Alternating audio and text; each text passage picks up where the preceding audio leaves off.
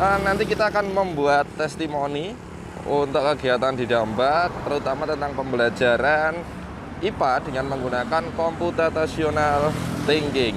Ternyata di Dambat bisa menjadi solusi di mana guru bisa mengembangkan kompetensinya tanpa harus melalui jalur-jalur birokratis, karena kita bisa mendaftarkan sendiri, kita bisa belajar mandiri. Hanya saja satu kunci dari pembelajaran secara online adalah kita harus memiliki disiplin diri. Ini pintu selamat datang Candi Borobudur. Disiplin diri, sehingga ada yang namanya metode TPEC itu tadi.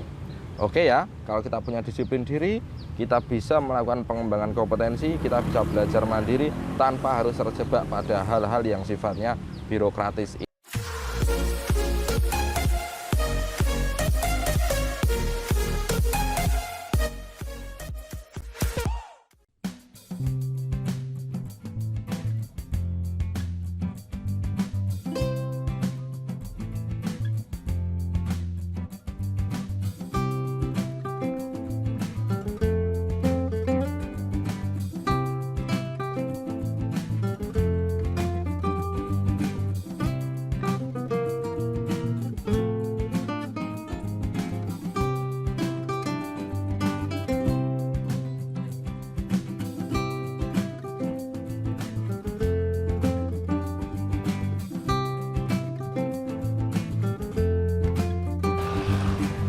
Ini pintu selamat datang Candi Borobudur.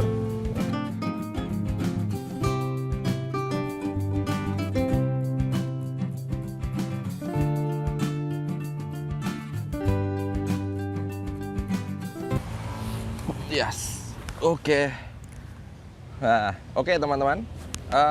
Seperti janji saya akan membahas tentang computational thinking. Nah, di sini sebelumnya saya mengucapkan terima kasih kepada P4TK IPA yang telah memberikan program Didamba atau diklat masif dalam jaringan. Wah, itu luar biasa sekali. Kenapa? Karena saya bisa mendapatkan sertifikat itu dengan sangat mudah. Ketika jadwal diklat itu sudah selesai, maka kita bisa mendownload sertifikat itu hanya dengan satu klik. Nah, caranya seperti apa? Ini, kita tengok di sebelah kanan ini ya. Kita tengok di sebelah kanan ini. Nah, caranya mudah sekali. Kita di situ tinggal login, kemudian kita mengklik unduh, kita akan mendapatkan sertifikat. Nah, sertifikatnya pun istimewa, yaitu 36 jam. Kalau kita nunggu-nunggu dari Korwil atau dari dinas untuk mengirim kita belum tentu, karena kita harus menjadi kontingen atau delegasi dari dinas setempat. Nah, di sini di Didamba kali ini saya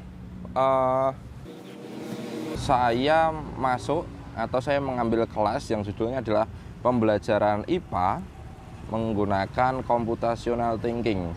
Nah, apa yang sudah saya pelajari bahwa computational thinking itu sangat dibutuhkan oleh kita. Jadi saya awalnya memang sengaja untuk memilih computational thinking karena sebelumnya sekitar 1 tahun yang lalu saya melihat tayangan di Buka Talks. Itu ada Ibu Lim yang sedang menjelaskan computational thinking. Nah, secara sederhana computational thinking itu sangat dibutuhkan oleh kita. Karena apa?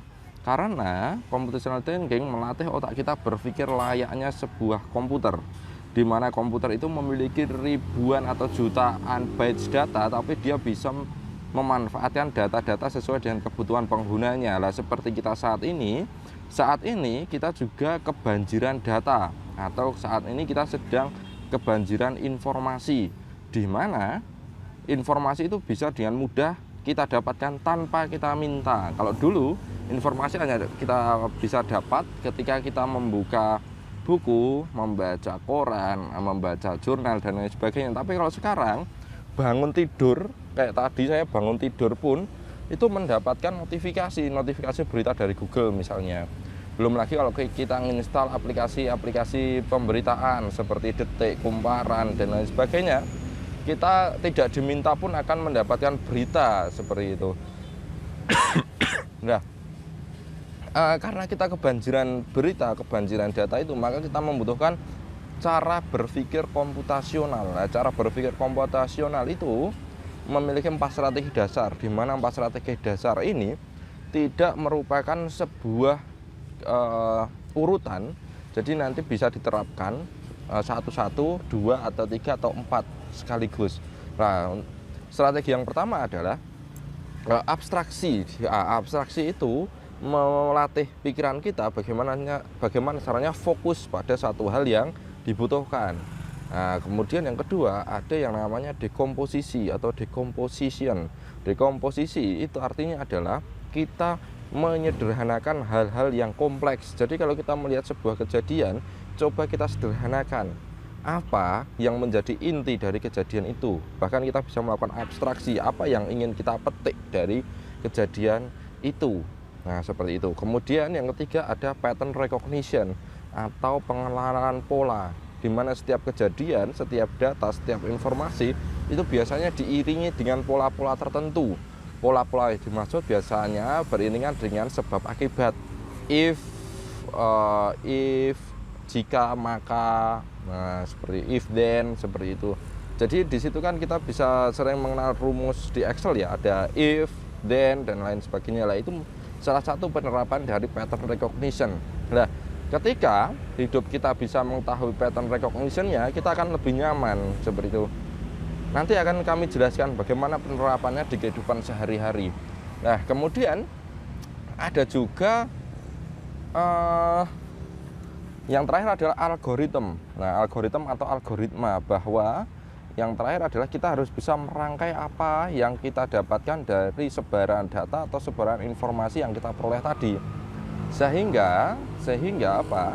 Sehingga kita bisa mengetahui apa-apa yang menjadi kelemahan atau kelebihan kita. Nah, contohnya, misalnya saya kejadian tadi pagi,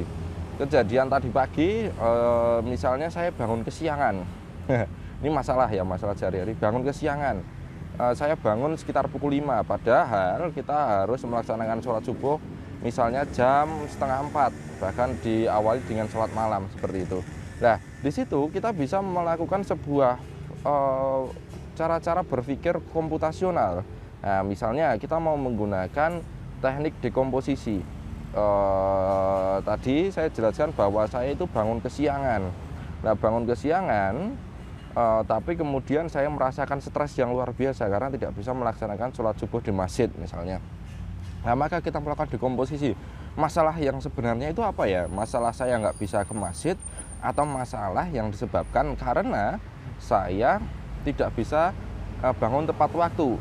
Nah, kalau dari konteks contoh tadi, ternyata kita dapatkan sebuah dekomposisi bahwa ternyata yang menjadi masalah sebenarnya kita, atau kita bisa fokuskan dengan cara abstraksi, adalah kita tidak bisa bangun tepat waktu. Nah, kalau diabstraksikan, maka ketika kita bangun tepat waktu, maka kita bisa melakukan aktivitas peribadatan itu secara lebih baik lagi.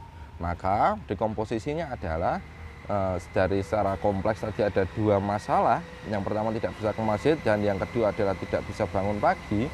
Maka dekomposisinya adalah kita tidak bisa bangun pagi, dan abstraksinya adalah kita tidak bisa bangun pagi sehingga kita menyebabkan kita tidak bisa ke masjid. Nah, di sini kita mencoba untuk mencari sebuah pola pattern.